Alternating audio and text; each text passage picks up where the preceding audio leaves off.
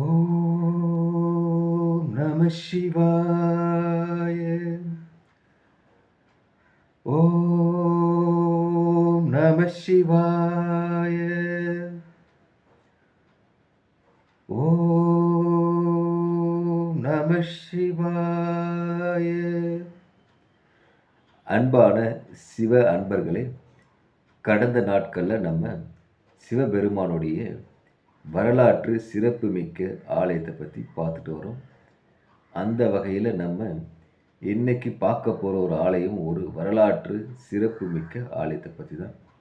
இந்த ஆலயம் எங்கே இருக்குது பார்த்தீங்கன்னாக்கா, தமிழ்நாட்டில் விழுப்புரம் மாவட்டத்தில் திருச்சிற்றம்பலம் கூட்டோடு பக்கத்தில் உள்ள இரும்பை என்ற ஊரில் தான் இந்த ஆலயம் அமைந்திருக்கிறது. இங்கு இறைவன் பார்த்தீங்கன்னா மகா காலேஸ்வரராகவும் மகா காலநாதராகவும் விளங்குறாங்க. இறைவி பார்த்தீங்கன்னாக்கா குயில் மொழியாம்பிகையாகவும் மதுர சுந்தர நாயகா நமக்கு காட்சியளிக்கிறாங்க. தல விருட்சம் புன்னை தீர்த்தம் பார்த்தீங்கன்னா மகால தீர்த்தம். இந்த ஆலயம் பார்த்தீங்கன்னாக்கா 2000 ஆண்டுகளுக்கு பழமை வாய்ந்த ஆலயமாக கருதப்படுது. இங்கே என்ன ஒரு சிறப்புன்னு பார்த்தீங்கன்னாக்கா, இரும்பாசுரர் என்ற இரு அரக்கர் என்ன பண்ணுறாங்க, சிவபெருமான கடுமையான தவம் புரிஞ்சு சிவபெருமான தவம் வரத்தையும் கொடுத்துட்றாரு. இந்த வரத்தை பெற்ற இந்த இரு அசுரர்கள்லாம் பண்ணுறாங்க, பார்வதி மீது ஆசைப்படுறாங்க, பார்வதியை அடைய முற்படுறாங்க. அதற்காக பார்வதியை தொந்தரவு பண்ணும்போது பார்வதி என்ன செய்கிறாங்க, மகா காளி அவதாரம் எடுத்து இந்த 2 அசுரர்களையும் கொன்னுடுறாங்க. கொல்லும்போது பார்த்தீங்கன்னா அவங்களுக்கு பிரம்மகஸ்தி தோஷம் அவங்களுக்கு வருது. இந்த பிரம்மகஸ்தி தோஷம் எப்படி நீங்கன்னு சொல்லி பார்த்து சிவபெருமானை கேட்கும்போது, இங்கே இங்கே இரும்பையில் இருக்கிற மகா காலேஸ்வரர் இந்த ஆலயத்தில் இருக்க குளத்தில் குளிச்சுட்டு வந்து சிவபெருமானை வணங்கினா அந்த கால அவங்களுக்குள்ள தோஷம் நீங்கன்னு சொல்கிறாங்க. அதேமாரி பார்வதி தேவி என்ன பண்ணுறாங்க, அந்த குளத்தில் வந்து குளிச்சுட்டு சிவபெருமானை நினச்சி தவம் செய்கிறாங்க. அவங்களுடைய பிரம்மகஸ்தி தோஷமும் அவங்கள்ட்ட விலகுது. இதுக்கப்புறம் பார்த்தீங்கன்னா மகா கால முனிவர் என்றவர் அவர் தான் அந்த லிங்கத்தை பிரதிஷ்டை செஞ்சார். அதனாலேயே அவர் பேர்லேயே இந்த மகா காலேஸ்வர லிங்கமும் இங்கே அழைக்கப்படுறாங்க.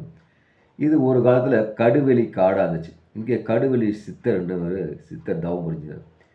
இங்கே இந்த சித்தர் தவம் செய்யும்போது மிக கடுமையாக தவம் செய்கிறாரு. இந்த கடுமையான தவத்தின் பயனாக என்ன பார்த்தீங்கன்னாக்கா, வலிமை பெற்று பூமியில் மழையே பெய்யல, வெயில் வறுமை மக்களை வாட்டுது. அந்த பகுதி ஆண்ட அரசருக்கு ஒன்றுமே புரியல, நம்ம சிறப்பாக தான் ஆட்சி செய்கிறோம், இருந்தாலும் வானம் மழை பெய்யல, மக்கள் வறுமை விலங்கலேன்னு சொல்லிட்டு அமைச்சரவையெல்லாம் கூப்பிட்டு விவாதிக்கிறார். விவாதிக்கும் போது அதில் வந்து ஒரு அமைச்சர் சொல்கிறாரு, இது மாதிரி கழுவலி சித்தர்னு ஒரு சித்தர் வந்து தவம் செய்கிறாரு. அவரோட தவத்துடைய வலிமையால் தான் வந்து மழையும் பெய்யல, வறுமை நம்ம சூழ்நிலைன்னு சொல்கிறாங்க. அப்படி என்ன செய்கிறது, அப்போ தவத்தை கலைக்குது என்ன செய்யுதுன்னு அரசர் வந்து கேட்குறாரு. ஒரு நாட்டியம் ஆடுறவங்கள அவர் எதிரில் போயிட்டு நின்று நடனம் ஆட சொல்லுங்க. அப்போது வந்து அந்த சத்தத்தில் அவர் தவம் கலைஞ்சின்னு சொல்கிறாங்க.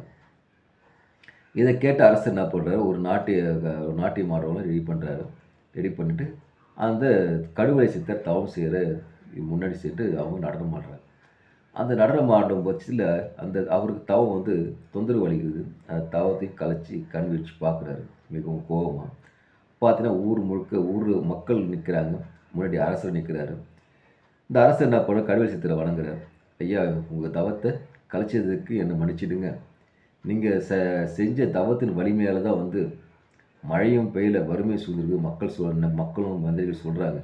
அதனால் மக்களும் நாடும் நல்லா இருக்க தான் உங்கள் தவத்தை கலைச்சின்னு சொல்கிறாங்க. அதில் நான் போன கடுவலை சித்தரும் அது வந்து கோவப்படாமல் சரி ஒத்துக்கிட்டு இங்கே மகா காலேஸ்வரர் கோயிலே தங்கி அவருக்கு வழிபாடு நடத்துகிறார். நடிப்பதை பற்றி பார்த்தீங்கன்னா மிகப்பெரிய மழை வருது, மக்கள் சந்தோஷப்படுறாங்க, வெள்ளாமை எல்லாம் விளையுது. எல்லோரும் சந்தோஷப்படும் போது அதுக்கு காரணமான மகா காலேஸ்வரருக்கு வந்து நன்றி கடன் செலுத்து இல்லையா, அதனால் வந்து ஒரு திருவிழா ரெடி பண்ணுறாங்க. ஒரு திருவிழா ரெடி பண்ணும்போது அங்கே வந்து கடுவலை சித்தர் வந்து சிவபெருமானுக்கு தீபாரத்தனை காட்டி வர்றார் ஊர்வலத்தில். வரும்போது பார்த்திங்கன்னா அங்கேயும் ஒரு நாட்டியத்தாரிகை வந்து நடனம் ஆடுறாங்க. நடனம் ஆடும் பட்சத்தில் நடனம் யார் ஆடுவார், நடராஜர், தில்லை அம்பலம் நடராஜர், சிவபெருமான் தான் நடனம் ஆடுவார். ஆனால் கடுவலை சித்தருக்கு அவங்கள வந்து ஒரு பெண்ணாக மதிக்க என்ன தோணலை. ஏன்னாக்கா நடனம் ஆடுறதை பார்த்து அவர் சிவபெருமான் நடனம் ஆடுறாருன்னு அவர் என்றார். அப்படி அப்படி பார்த்துட்டு வரும்போது நடனத்தை பார்த்துட்டு வரும்போது அந்த பெண்ணுடைய கால்லேருந்து ஒரு கால் சிலம்பு கழண்டு விழ பார்க்குது. கழண்டி விட்டால் எங்கே சிவபெருமானுக்கு வந்து அவமானம் நேருன்னு சொல்லிட்டு கழுவெள் சித்தர் என்ன பண்ணுறாரு, அவர் காலை பிடிச்சி அந்த கொலுசை மாட்டி விட்றாரு. மாட்டினோடனே பார்த்தீங்கன்னா அதை பார்த்து அந்த அந்த நிகழ்ச்சியை பார்த்த ஊர் மக்கள், பொதுமக்கள், அரசர் எல்லாரும் என்ன பண்ணுறாங்க, ஏளனமாக சிரிக்கிறாங்க. சித்தர் சொன்ன ஒரு பெண்ணுக்கு சபலவாதியாக இருக்கிற பெண் கால் கொலுசு மாட்டார் சொல்கிறாங்க. இதை கேட்ட சித்தர் வந்து மிகவும் கடும் கோபம் வருது. வந்தோடனே ஒரு பதிகம் ஒன்று பாடுறாரு. பாடிட்டு புறப்படுறார். புறப்படும் போது அந்த பதிகம் பாதி முடிச்சோன்னே அங்கே மகா காளேஸ்வர ஆலயத்துலேருந்து சிவலிங்கம் வந்து மூன்றாக வெடித்து சிதறி கழுவறையில் விழுது. இதை பார்த்த பூசாரி என்ன பண்ண போய் அரசருக்கு சொல்கிறாங்க. அரசர் சொன்னோடனே அரசர் மக்கள் எல்லாம் பின்னாடியே ஓடுறாங்க. அவர் பின்னாடியே ஓடுறாங்க. ஐயா மன்னிச்சிருன்னு சொல்லி ஓடுறாங்க. ஓடி இதுக்கு வழி சொல்லுங்கள், இது மக்களை பாதிச்சு வந்த செயல், நீங்கள் கோபம் கொள்ளக்கூட சித்தர் சொல்லி சொல்கிறாங்க. அப்போ என்ன பண்ணுற கழுவல் சித்தர் வந்து அங்கே ஒரு பதிகத்தை ஒன்று பாடுறாங்க. பாடினோடனே அங்கே சிதறிய மூன்றாக சிதறிய சிவலிங்கம் ஒன்றாக கட்டமைத்து இன்று வரை வழிபாடு செய்யப்பட்டிருக்கு. அந்த ஆலயம் தான் இந்த மகா காளேஸ்வரர் ஆலயம். இதுக்கு முன்னாடி பார்த்தீங்கன்னாக்கா அந்த மகா காளேஸ்வரர் ஆலயத்துக்கு முன்னாடி ஒரு குளம் இருக்கும். அந்த குளத்துக்கு முன்னாடி ஒரு அரச மரத்துக்கு ஒரு விநாயகர் இருப்பார். அங்கே தான் கழுவல் சித்தர் வந்து தவம் செய்வார். அவன் தவம் செய்வோம்னாக்கா பார்வதி வந்து குயிலாக அந்த அரச மரத்தில் உட்காந்துருப்பாங்க. அவர் எப்படி தவம் செய்கிறாரு அந்த என்னன்றதான் வந்து சிவபெருமானுக்கு மொழிபெயர்க்கிற மாதிரி அவங்களுக்கு சொல்லுவார். இவ்வளோ கடுமையாக தவம் செய்கிறாரு, எந்நேரம் உங்களை வழங்குவார் சொல்லுவார்.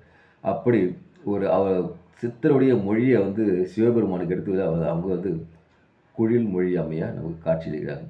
இவ்வளோ சிறப்பு பெற்ற ஆலயம் இந்த இருவை மகா காளீஸ்வர ஆலயம். அதனால் அன்பான சிவ அன்பர்களே, வாழ்க்கையில் ஒரு முறை இந்த ஆலயம் சென்று இங்கே இருக்கிற மகா காளீஸ்வரையும் குயிலம்மை அம்மையையும் வணங்கி வாழ்க்கையில் எல்லா இன்பம் பெற்று ஈஸ்வரல் பெற்று இன்புற்று வாழ்க. ஓம் நமச்சிவாய, ஓம் நமச்சிவாய, ஓம் நமச்சிவாய. அன்பையை விதைப்போம், அன்பை அறுவடை செய்வோம். ஓம் நமச்சிவாய.